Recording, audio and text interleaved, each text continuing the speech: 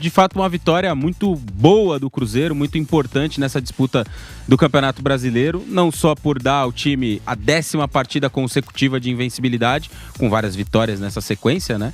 Como também por colocar o Cruzeiro na vice-liderança do Campeonato Brasileiro, brigando diretamente pelo título.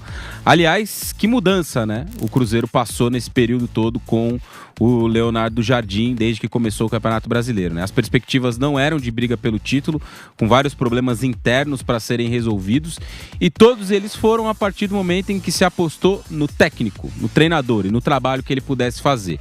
Fez uma limpa no elenco, em boa parte do elenco, né? Jogadores que não estavam agradando muito, até o diretor de futebol que montou esse elenco com jogadores não tão compatíveis assim também acabou saindo, e o projeto Leonardo Jardim vai funcionando bem demais, né? Um time que hoje tem uma característica de jogo marcante, muito forte, um time fisicamente muito forte do Cruzeiro, que joga num ritmo muito alto dentro das partidas, que tem um camisa 9, ou 19 no caso do Caio Jorge, que vive uma fase sensacional, tanto do ponto de vista do desempenho dele nos jogos, né, do que acrescenta para o modelo de jogo estabelecido, quanto para os gols marcados por ele e o impacto com isso nas vitórias do Cruzeiro dentro dessa temporada. Então o Cruzeiro vivendo uma fase muito, muito boa, brigando lá em cima na tabela de classificação, e que hoje fez um jogo muito seguro. O Cruzeiro abre o placar muito cedo, com 2 gols ali em um espaço de 5 minutos mais ou menos, com o Caio Jorge se aproveitando ali de bolas aéreas, e depois de formas diferentes administra o jogo. No primeiro tempo marcando mais alto, lá em cima, pressionando, vencendo muitos duelos pela bola, vencendo segunda bola, vencendo disputa aérea e não deixando o Palmeiras sair, não deixando o Palmeiras se estabelecer no ataque. No segundo tempo marcando mais próximo da sua própria área, mas bastante organizado e muito competitivo, sem perder a concentração em nenhum momento do jogo, né? Isso foi vital para não sofrer diante de um time que tem muito recurso. O Palmeiras tem muitos jogadores tecnicamente muito bons. Estevão, Veiga, Maurício, os 3 foram titulares hoje. Aí do banco, quando você precisa resolver, sai Paulinho, sai Vitor Roque. Esse menino Alan que entrou e fez o gol é muito bom jogador, mais uma cria da base do Palmeiras também que demonstra bastante qualidade. E mesmo com todo esse recurso que o Abel tem à disposição, o Palmeiras não conseguiu ser perigoso, não conseguiu criar, não conseguiu colocar o Cássio para trabalhar de verdade. Eu, de memória aqui, me lembro de uma defesa mais importante do Cássio, ainda no primeiro tempo, num chute de fora da área do Piquerez. O gol no final acende um pouco aquela esperança, né? O Palmeiras tem aquele negócio de buscar resultados, de ir atrás das vitórias quando parece que, ou dos empates, né? Quando parece que não vai conseguir, mas hoje passou muito longe disso, né? Uma vitória, de fato, maiúscula do Cruzeiro, Nápoles. O Raí destacou um ponto importante, essa mudança de chave do Cruzeiro na temporada, depois de um campeonato estadual abaixo, sendo eliminado pro América Mineiro nos pênaltis. O Cruzeiro muda a chave, confia no Leonardo Jardim e caminha aí para um bom campeonato brasileiro, brigando pelo título junto com Palmeiras e Flamengo, os 2 principais times hoje em termos de elenco e de bola jogada do futebol brasileiro. Meu caro José Manuel de Barros, você que narrou com perfeição essa partida, vitória do Cruzeiro, placar de 2-1.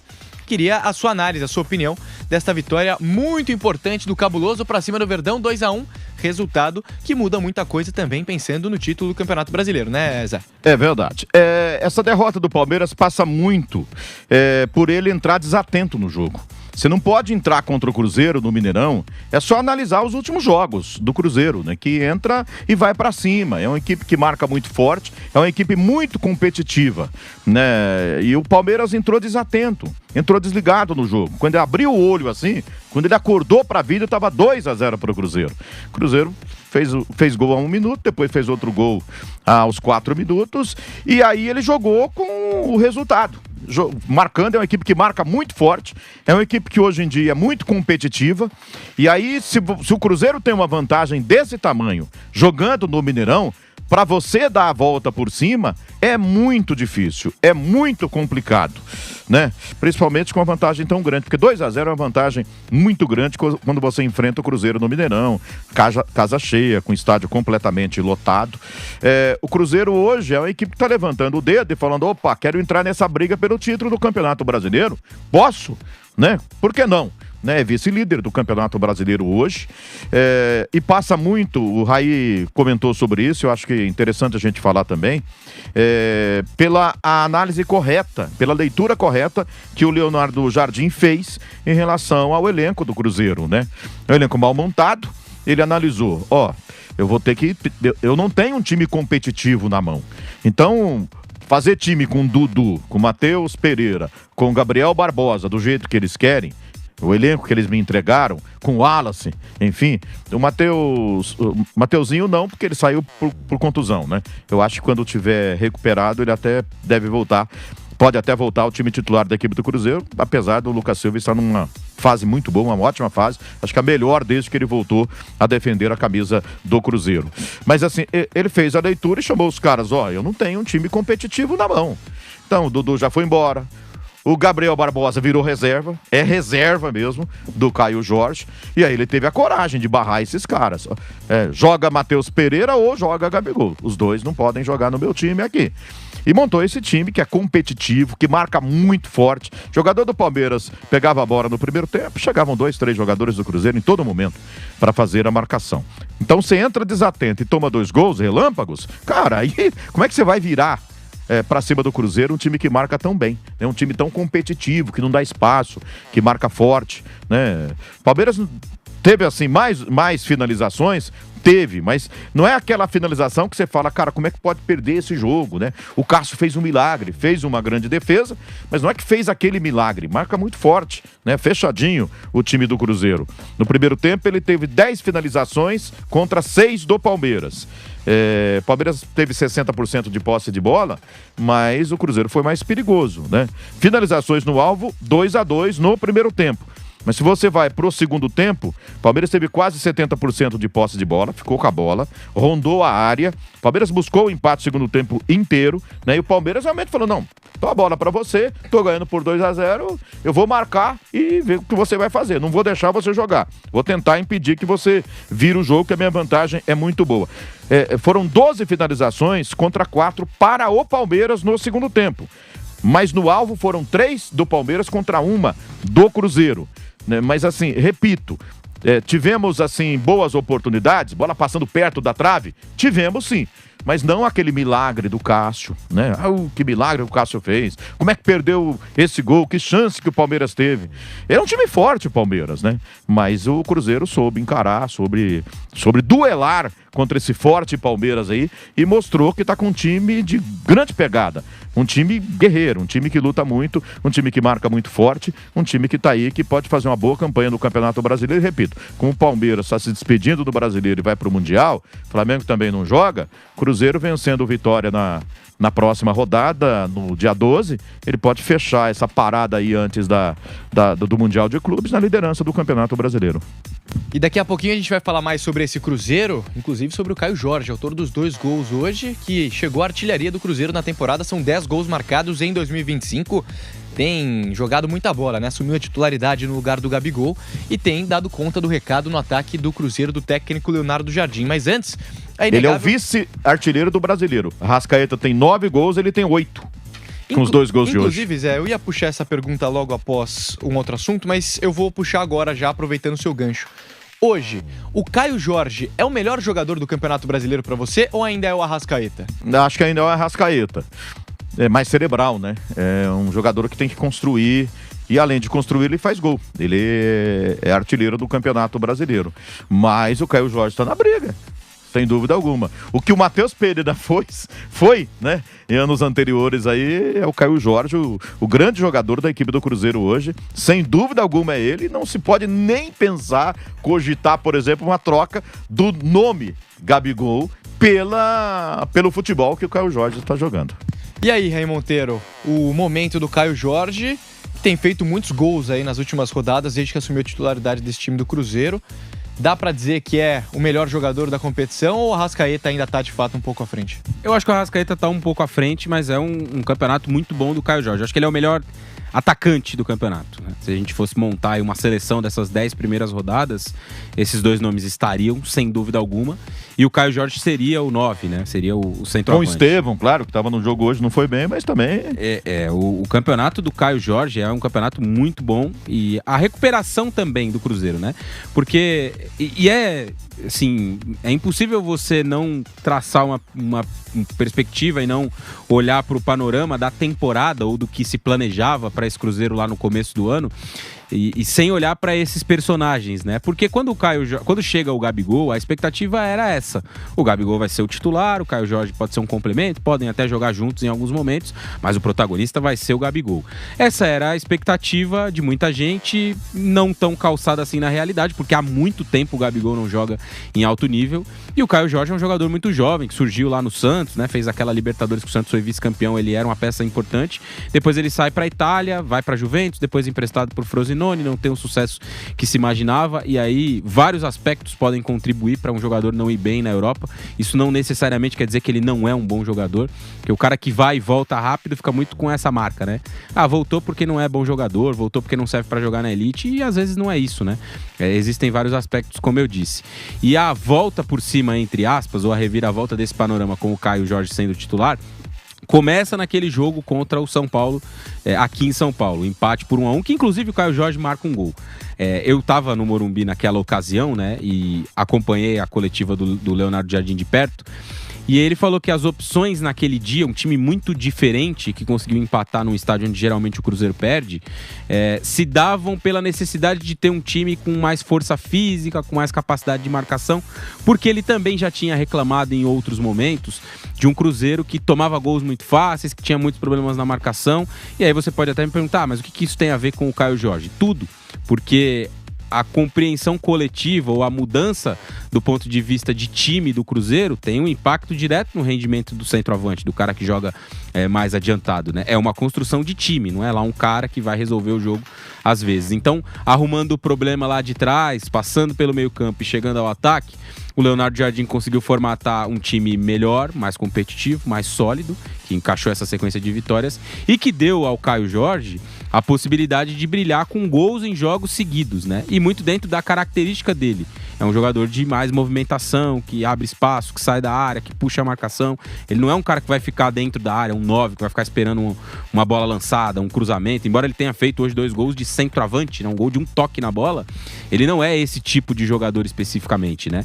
E essa trajetória dele no Cruzeiro com o Leonardo Jardim e as mudanças no time tem mostrado isso e, obviamente, potencializado muito o jogo dele. Não é o melhor jogador do campeonato, acho que a diferença dele pro Arrascaeta é pequena, né? Do que os dois jogaram na competição até aqui, mas é com alguma sobra o melhor atacante do campeonato. E quem sabe, Nápoles, ele possa ser até uma alternativa para Carlo Ancelotti mais adiante, né? O Brasil tem um problema de camisa 9 e o Caio Jorge é um jogador muito novo e com potencial, sim, na minha opinião, para vestir a camisa da seleção brasileira. Não sei se agora, não sei se na próxima data FIFA, mas é um cara para ser observado. E do lado do Palmeiras, a segunda derrota consecutiva no Campeonato Brasileiro. Foi assim na semana passada para o Flamengo e hoje mais uma vez para o Cruzeiro. Inclusive com muita reclamação do técnico Abel Ferreira em relação à arbitragem, principalmente no primeiro tempo. No segundo gol do Cruzeiro, existiu um toque no braço do Jonathan Jesus depois da finalização do Christian, mas estava completamente junto ao corpo, o árbitro mandou seguir e o gol foi validado. Teve um lance logo na sequência do segundo gol, em que o Richard Rios empurra o Matheus Pereira, que toca com a mão dentro da área, e era uma reclamação dos palmeirenses por um possível pênalti para a equipe do Palmeiras. O Palmeiras, que vale destacar, já reclamou bastante na última semana em relação à arbitragem na derrota contra o Flamengo. E aí, Raí, eu queria manter com você agora nesse assunto. Hoje, a arbitragem teve interferência ou foi de fato um Palmeiras desligado no começo do jogo que prejudicou o andamento da partida por parte do Verdão? A arbitragem não tem interferência nenhuma, né? Eu acho o Abel um excelente treinador, a comissão técnica dele é muito qualificada, eles fazem um ótimo trabalho à frente do Palmeiras. Eu acho que a longevidade, os títulos, né? O aproveitamento mostra isso. O Palmeiras tem de novo uma temporada com a perspectiva de brigar pelos principais títulos, tem o melhor elenco que o Abel tem à sua disposição, o melhor elenco que já teve na carreira dele como treinador, aqui no Brasil nem se fala, mas dito tudo isso, né, ele é um técnico que sempre encontra um outro problema quando o time dele não vai bem. É muito difícil a gente ver o Abel, assim, assumir a inferioridade do time dele em alguns jogos, que é o que vai acontecer. O Palmeiras tem um elenco muito forte, mas o futebol brasileiro é um futebol muito equilibrado, né? Aqui a gente não tem um Bayern de Munique, a gente não tem um PSG, um Manchester City, um Liverpool, os times que vão sobrar, vão bater em todo mundo e muitas vezes eles vão perder um jogo ou outro. O Palmeiras tem um elenco muito melhor que os demais? Sim, pra mim tem o melhor elenco do futebol brasileiro. Mas mesmo assim, jogar com o Cruzeiro em Minas é difícil, jogar com o Inter no Beira-Rio é complicado, jogar com o Flamengo no Maracanã é duro. E assim, Sempre que o Palmeiras tropeça, sempre que o Palmeiras perde, né, o problema é outro. É óbvio que isso, para mim, pelo menos, está bastante claro que é uma estratégia para tirar um pouco o foco, levar a discussão para um outro lado. A gente já conhece bastante bem o Abel, né? Ele está aqui há muito tempo, não chegou ontem. Isso faz parte, né, de uma estratégia que ele adota já há bastante tempo, de tirar bastante o foco quando o resultado não é positivo, mas hoje não tem absolutamente nada para reclamar. O Palmeiras entrou mal no jogo, sofreu 2 gols. Ele precisa ver a questão, por exemplo, da bola parada. O time dele sofreu 2 gols, perdendo mais de um duelo na área de bola parada, né? Não foi um gol de cruzamento e cabeçada. Os 2 gols tiveram uma jogada antes da finalização dentro da área que o Palmeiras não conseguiu vencer. Talvez por se tratar de uma dupla de zaga diferente, que nunca jogou junto. Talvez por se tratar de um time um pouco mais baixo. Hoje, enfim, ele pode avaliar esse aspecto e entender por que o time dele, por exemplo, falhou na bola parada. O outro aspecto que ele pode avaliar e entender é por que o Palmeiras teve tanto volume no segundo tempo e gerou tão poucas finalizações. O Cássio não fez nenhuma defesa ao longo da etapa final. Citei aqui que a única defesa que ele tinha feito foi a finalização do Piquerez ainda no primeiro tempo, né? Defesa mais importante. Então, acho que existem outros aspectos do jogo do Palmeiras que ele precisa olhar e melhorar. E, obviamente, que ele não vai fazer esse discurso pra fora, né? Ele nunca fez, não vai fazer hoje.